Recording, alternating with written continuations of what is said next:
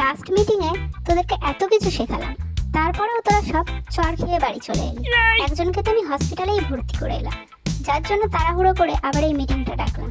যদি আবার কাউকে হসপিটালে ভর্তি করতে হয়, একটু তাহলে শুনি কে কি কাজ করেছে সেই কয়দিনে। চড় খেয়েছি তাতে কি, রক্ত নিয়ে আসতে আমি ঠিক ভুলিনি। আগের দিন তো আমাকে মেরে চিড়ে চ্যাপটাই করে দিয়েছিল, তাও আমি 1 বোতল রক্ত এনেছি, এনেন। হ্যাঁ আমি জানি তুমি খুব ভালো কাজ করেছো, আমি একটু বাকিদের থেকে শুনি বাকিদের কি খবর। আচ্ছা কেলটু, কি ব্যাপার রে? তুই যে রক্ত এনে দিলি, ওর থেকে টমেটো সসের গন্ধ বেরোচ্ছে কেন? একদিন যে বাড়িতে গিয়েছি তারা দেখি সসে ডুবিয়ে ডুবিয়ে পকোড়া খাচ্ছে। আমি ভাবলাম ওই দিয়ে খেলে ভীষণ টেস্টি লাগবে, ওই জন্য আমি একটু করে সস খেয়েছি আর একটু করে রক্ত খেয়েছি। ওর জন্যই তো সসের ফ্লেভার এসেছে। সব গরু গাধার দল, ওই জন্যই তো বলি ওই রক্ত খেয়ে আমার পেট ব্যথা কেন হচ্ছে। আর কালু, তোর কি খবর? তুই কিসে রক্ত নিয়ে এসেছিস? কেমন পাঠা পাঠা গন্ধ বেরোচ্ছিল। আমাদের মশা বিজ্ঞানীকে তোর আনা রক্তটাই খেতে দিয়েছিলাম, তারপর থেকে তো উনি বাথরুম থেকেই বেরোতে পারছে না। কি ছিল ওতে? ওই সব বড় বাড়ির রক্ত তোমাদের কি করে হজম হবে বলো?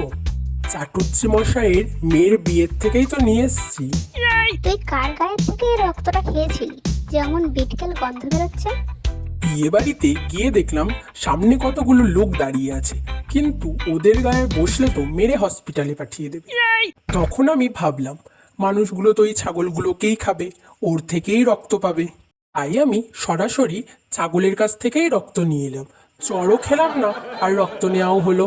তুই জানিস এর জন্য আমাদের কত বড় ক্ষতি হলো? বিজ্ঞানী অসুস্থ, এখন নতুন কিছু কে আবিষ্কার করবে? তুই আবিষ্কার করবি? ছোটবেলায় যদি একটু পড়াশোনা করতাম তাহলে আর মানুষের চড় খেতে যেতে হতো না।